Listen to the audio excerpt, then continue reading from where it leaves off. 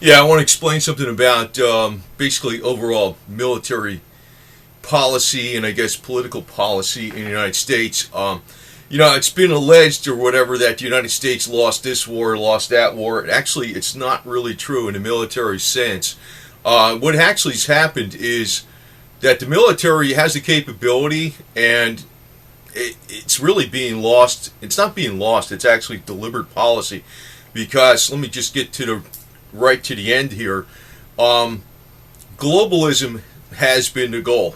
And communism is one arm or one aspect of globalism that's going to achieve that goal. So many times during in the past there were actions that occurred by the U.S. military and they did not meet their political goals. It was deliberately done by policies set in Washington, which were influenced by the elitists that are the globalists. For instance, Korean War. Not only could there have been not just a sort North and South Korea, there could have been a reunited Korea under a democratic constitutional type republic of government versus what's going on now. It could have been the South Korean type of government all over Korea united if MacArthur was not pulled back. They said it was like they were afraid of war with China, but they were getting clobbered themselves. I know, it's a highly controversial topic, but also you could talk about with Vietnam. Militarily, the U.S. Was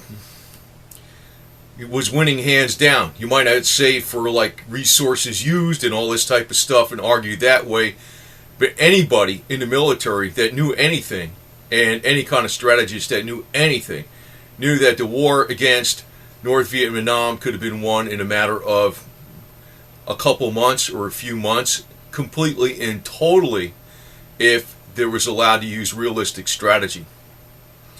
And what really happened, even though it looked like everything was set where the South was going to survive, what happened was the U.S. military left.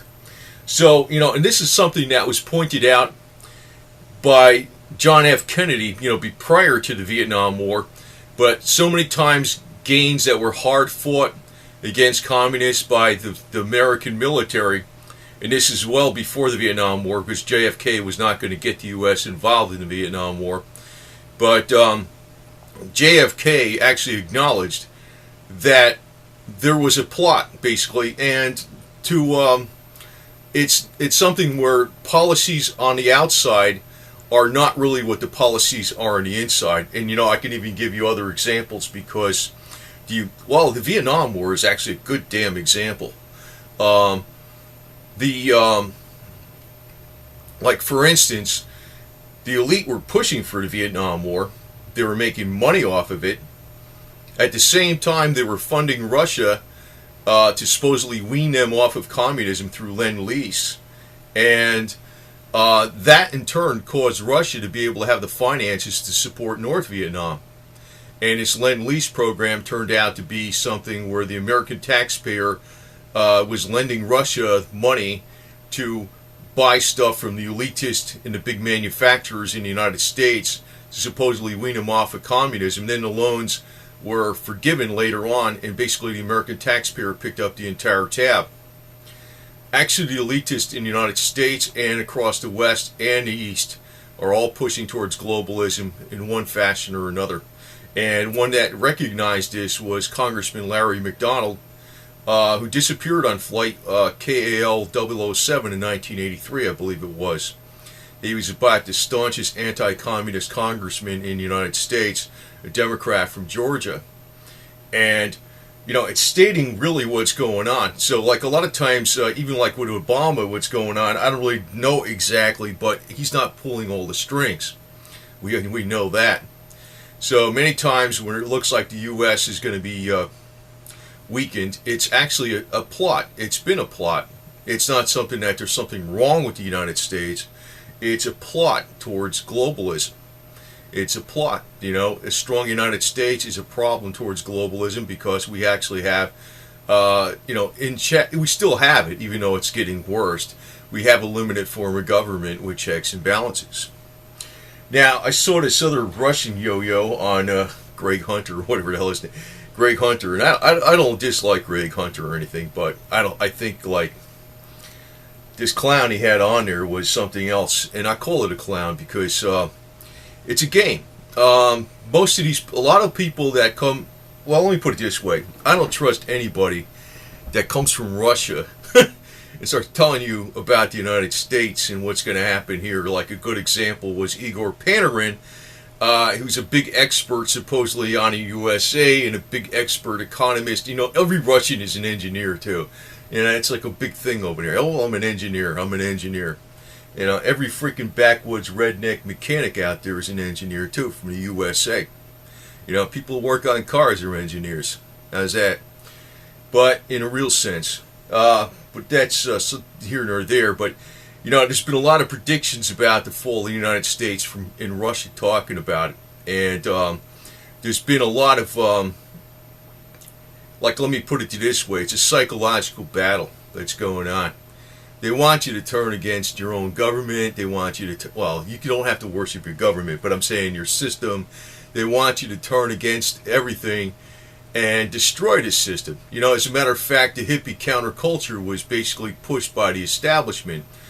The establishment pushed, you know, it's a good example. The Vietnam era was a good example because the establishment pushed for the Vietnam War. They wanted it, but at the same time, they pushed the counterculture that was protesting the Vietnam War. So what were they trying to do? They're trying to destroy the fabric of America itself. You know, another good example of the establishment, if you want to put it that way, the real establishment. You know, when the hippies used to call the thing the establishment, but some of them guys were right. Some of them were right. The real establishment was pushing, you know, for recreational use of marijuana. You know, like it was a real cool thing through all Hollywood and everything like that, and you know, the freedom and the rights of everybody. But at the same time, they were also pushing the laws that slammed the crap out of people that smoked a little bit of weed. You see, they're tricky, man. They're tricky. They know what's going on. And, you know, but like, it's like there's a game going on here, and it's a shrewd game. You know, the game has always been, you know, if people in Washington were that stupid, they would make a mistake in our favor once in a while. But, you know, the mistakes are always made not in our favor all the time, which means there's a freaking game going on. There's a game going on beyond this, beneath the surface. And the game is to weaken the United States. You know, what may be going on is maybe they're doing too much excessive military spending in a lot of areas and wasting a lot of money to break the American taxpayer. And that will, you know, cause the United States to go down from the weight of too much military spending. But it could be not just a plot of stupidity or something that the neocons did, but maybe it's something where they're looking, this is the ultimate goal, to wreck the United States, because it's a problem that's in a way of the New World Order, because of the actual pillars of like this actual system that's the United States is a constitutional republic. The actual system that stands, even though there's, you know, these problems here and there, we still got a limited form of government if we want to take it back. We still have checks and balances. We still have division of powers. And we still have the Bill of Rights that limits the powers of the people in government. The elite don't want that. They don't want that, you know. It's amazing how Americans are getting fooled by Putin, though. I'm like, holy shit, this guy is a gang leader to the max. And, you know, it's just freaking beyond belief. But, you know, my point on this is that, you know, the American military actually does very, very well. They're very, very dedicated people. And what goes on is when something doesn't get accomplished, it's really due to policies in Washington, and it's not necessarily due to stupidity or lack of planning or lack of clear-cut goals. There's a game going on here. The elite in this country, the real elite, the bad elite, because there's different types of elite, are pushing for globalism. And they want to wreck the United States in one way or another. As a matter of fact, every time there was a war against communism, it almost seemed like a foregone conclusion that it's almost impossible to win. But in actuality, the U.S. was always funding both sides of the wars in many cases. So, that's what happened. Now, I know there's a lot of stories out there about, I wasn't in Vietnam, but my cousin was, and he was an M60 machine gunner in the Army. And I don't know, from what I know about his experiences, there's all these people that attack all this stuff, but he had no problem freaking sawing people in half with that goddamn thing. He used to walk point when he was out in the jungle with it. He had no problem. And, he doesn't talk shit about the United States today, that we're evil and we're all this kind of crap. That's a Vietnam veteran I respect, my cousin. And he went there when he was 18, not in the Marine Corps, but his son was in the Marine Corps. He was a Marine Corps scout sniper, chosen hand-picked for political sniping. He had no problem pulling the trigger on the freaking enemies of America. No problem at all. But that's a Vietnam veteran I respect. I see with somebody, if I see Vietnam veterans start telling me, the war was unjust and all this kind of shit. You know what my cousin did when he came back? He came back on a plane. Some bitch called him a baby killer. You know what he did? He knocked her out cold, right on the ground. Just knocked her out. He said, "Fuck you." That was it. Wasn't putting up with that shit.